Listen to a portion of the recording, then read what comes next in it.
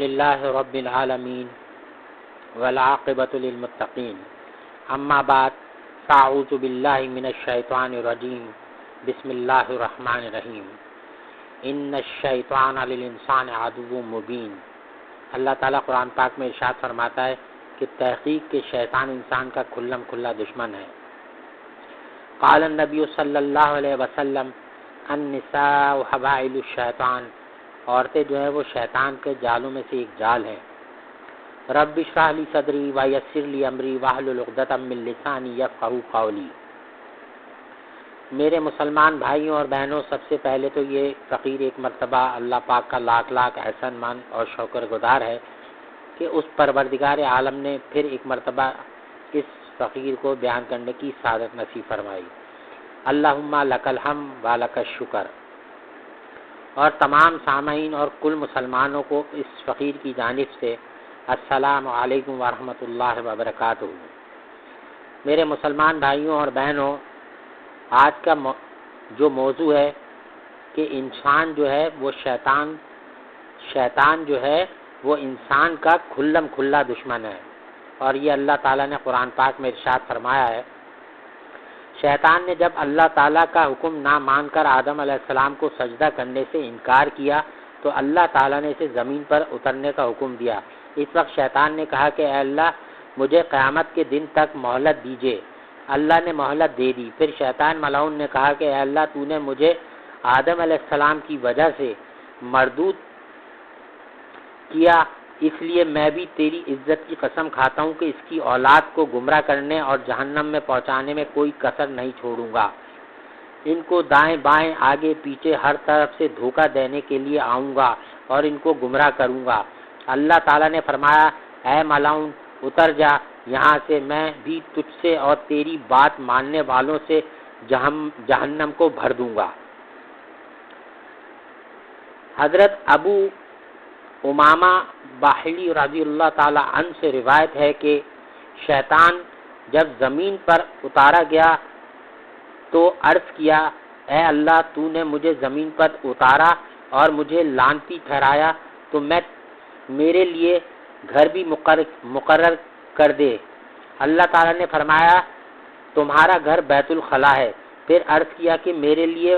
مجلس مقرر کر دے۔ فرمایا کہ تیری مجلس جو ہے بازار اور راستوں میں بیٹھے لوگوں کا مجمع ہے۔ پھر عرض کیا کہ میری خوراک کیا ہوگی؟ فرمایا جس کھانے پر اللہ کا نام نہ لیا جائے وہ تیرا کھانا ہوگا، تیری خوراک ہوگی۔ پھر عرض کیا کہ میرا پینا کیا ہوگا؟ فرمایا کہ ہر نشہ آور چیز تیرا پینا ہے۔ پھر عرض کیا کہ میرے لیے ایک اعلان کرنے والا مقرر کیجئے۔ فرمایا کہ ڈھول باجے آلات موسیقی تیرا اعلان ہے اور لوگوں کو تیری طرف بلانے اور جمع کرنے والا ہے۔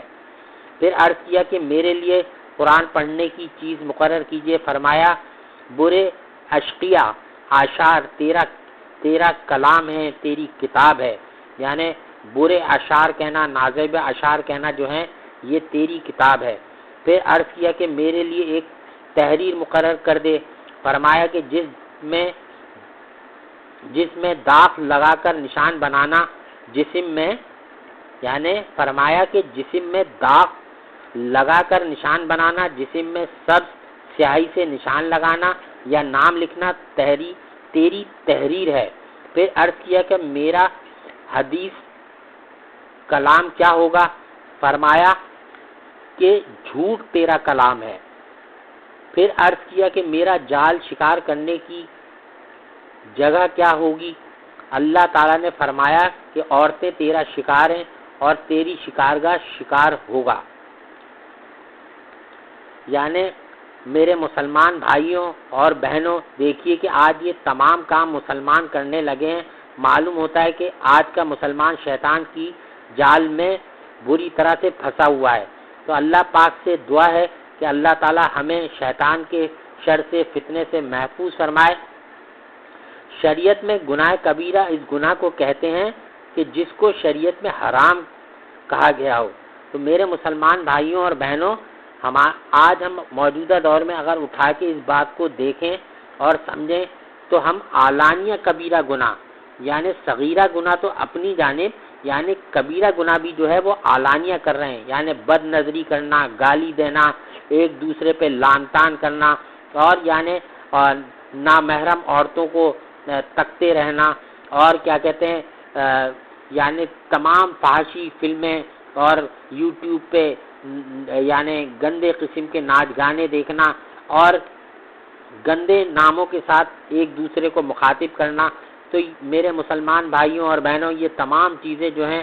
یعنی یہ شیطانی کام ہے۔ اللہ پاک ہم سب کو محفوظ فرمائے، اور اللہ تعالیٰ سے دعا ہے کہ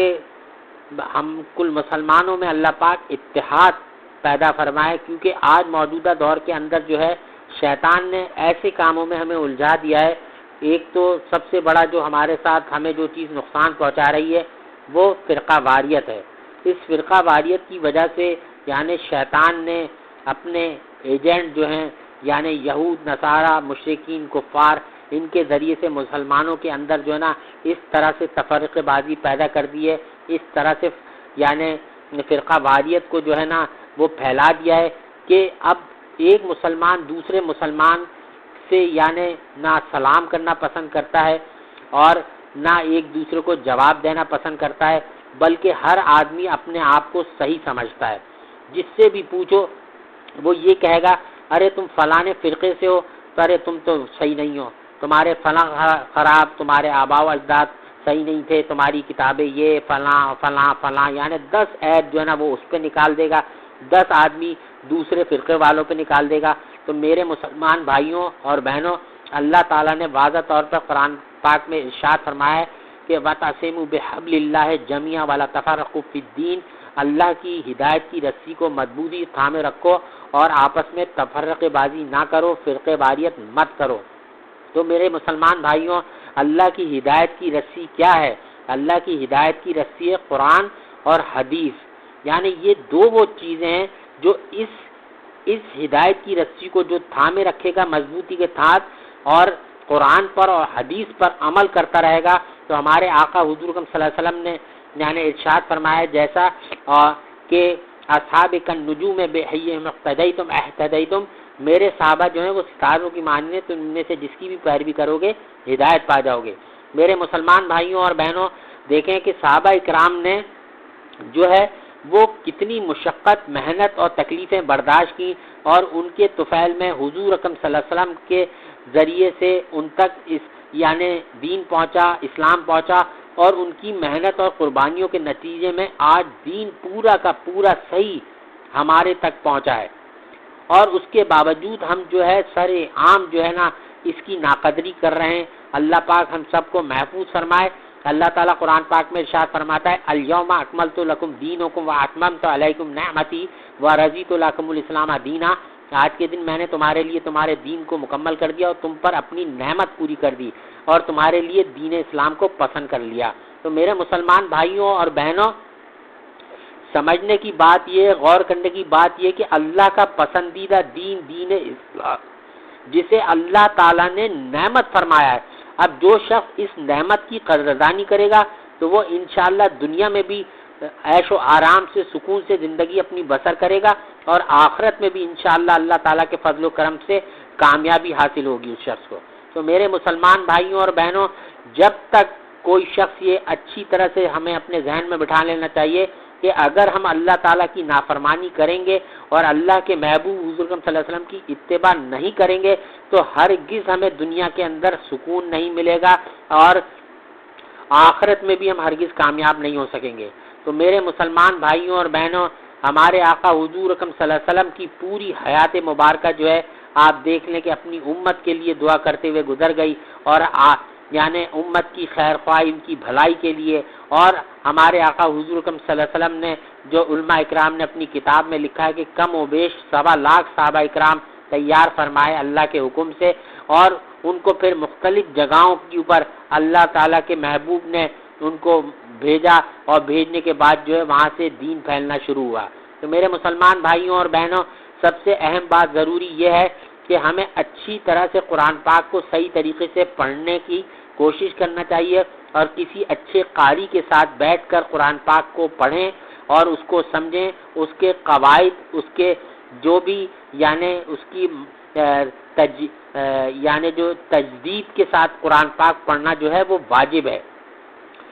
تجوید کے ساتھ یعنی قرآن پاک جو ہے پڑھنا واجب ہے، اور انسان کے لیے ضروری ہے کہ وہ کسی اچھے، کیونکہ آج موجودہ دور کے اندر جو ہیں اکثر لوگ جو ہیں وہ بڑھاپے کی طرف چلے جاتے ہیں، اکثر عورتیں بھی بڑھاپے کی طرف چلے جاتی ہیں، تو ان کو کوئی اور کام نظر نہیں آتا، بس وہ سوچتی ہیں 4 بچے انہوں نے جمع کر لیے اور پھر انہوں نے قرآن پاک کی تعلیم دینا شروع کر دی۔ حالانکہ ایسا نہیں ہے، کہ جبکہ ہمارے آقا حضور صلی اللہ علیہ وسلم کی حدیث موجود ہے کہ قال النبی صلی اللہ علیہ وسلم خیرکم من تعلم القرآن وعلمہ، تم میں سے بہترین شخص وہ ہے جو قرآن کو سیکھے، یعنی پہلے سیکھے پھر دوسروں کو سکھائے۔ تو اس سے اللہ کے محبوب کا حکم بھی پتہ لگتا ہے کہ یعنی قرآن پاک کو اچھے طریقے سے سیکھنے کا حکم ہے، یعنی جس طرح سے اس کو آدمی اچھے طریقے سے سیکھے گا اور صحیح اس کے یعنی تجوید کے ساتھ قرآن پاک کو پڑھے گا، تو انشاءاللہ آپ دیکھیں گے کہ قرآن پاک کے رموز اور اسرار جو ہے اس شخص کے اوپر ضرور انشاءاللہ اللہ تعالیٰ کے فضل و کرم سے اس کو حاصل ہوں گے، اور اس کو اس کے فیض و برکات بھی حاصل ہوں گے۔ اور قرآن پاک کو آج ہم موجودہ دور کے اندر ہم نے قرآن پاک کو ایک روایتی طور پر رسم بنا لیا ہے کہ بس جب ہمارے گھر میں قرآن پاک جو نا یعنی جزدان کے اندر بند ہوئے یا ہمارے یہاں الماری کے اوپر یا کبرٹ کے اندر ہمارے یہاں قرآن پاک رکھے ہوئے ہوتے ہیں، یا جب ہم اپنے یہاں شادیوں کے اندر دیکھا کہ بچی رخصت ہو رہی ہے تو اس کو سر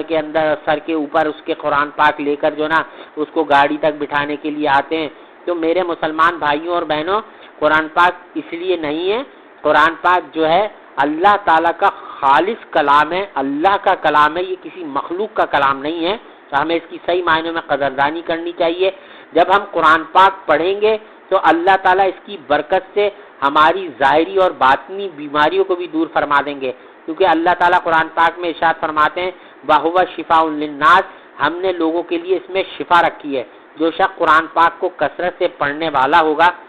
اللہ تعالیٰ قرآن پاک میں ارشاد فرماتے ہیں وَاذْكُرُوا اللَّهَ كَثِيرًا لَعَلَّكُمْ تُفْلِحُونَ، اللہ کا ذکر کثرت سے کیا کرو تاکہ تم کو بھلائی نصیب ہو۔ تو میرے مسلمان بھائیوں اور بہنوں، اللہ تعالیٰ نے قرآن پاک کے اندر 114 صورتیں نازل فرمائی ہیں، اور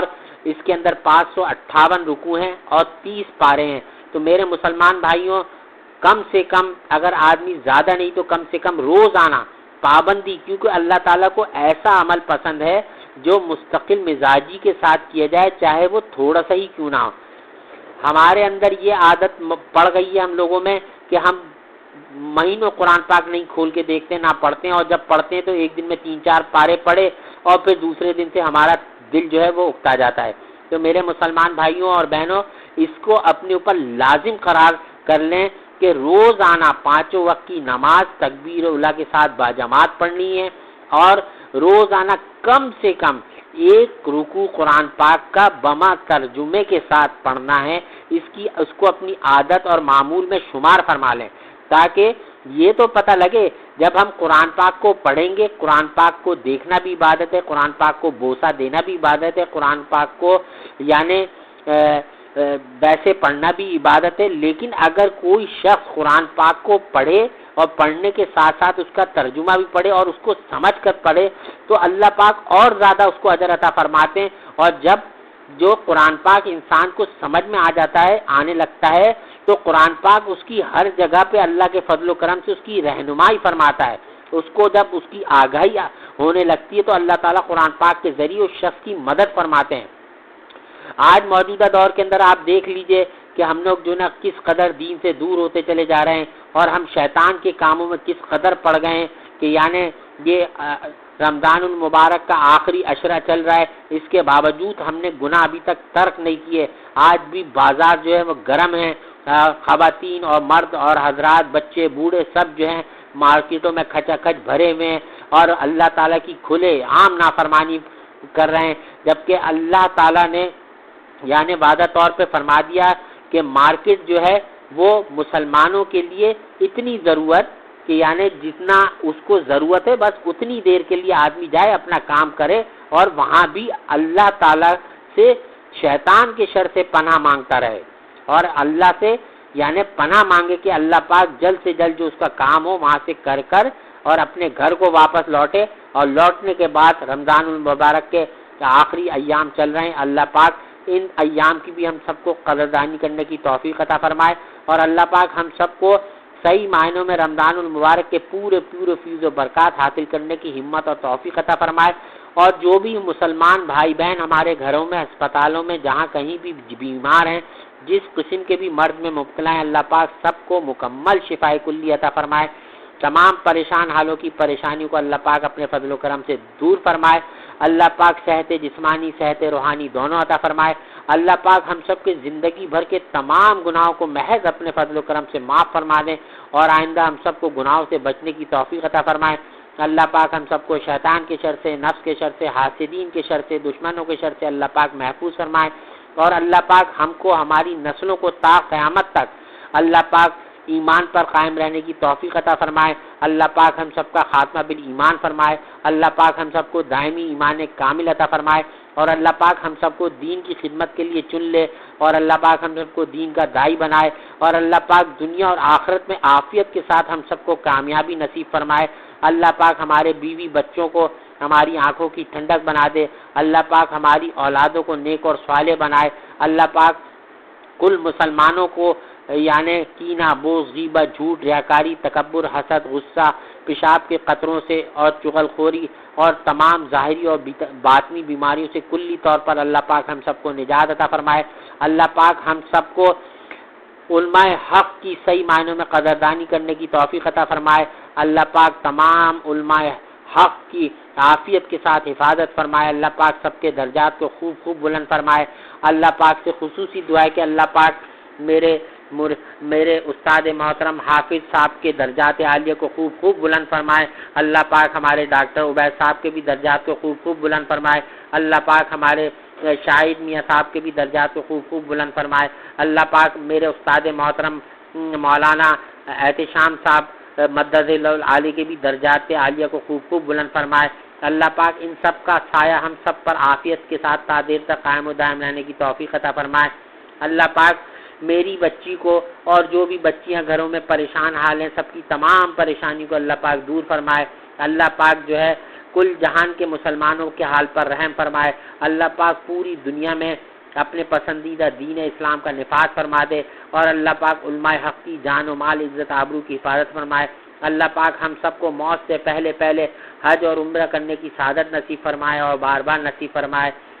وصلی اللہ تعالی علی خیر خلقہ محمد وآلہ واصحابہ وازواجہ وذریاتہ واہل بیتہ اجمعین آمین، وآخر دعوانا ان الحمد للہ رب العالمین۔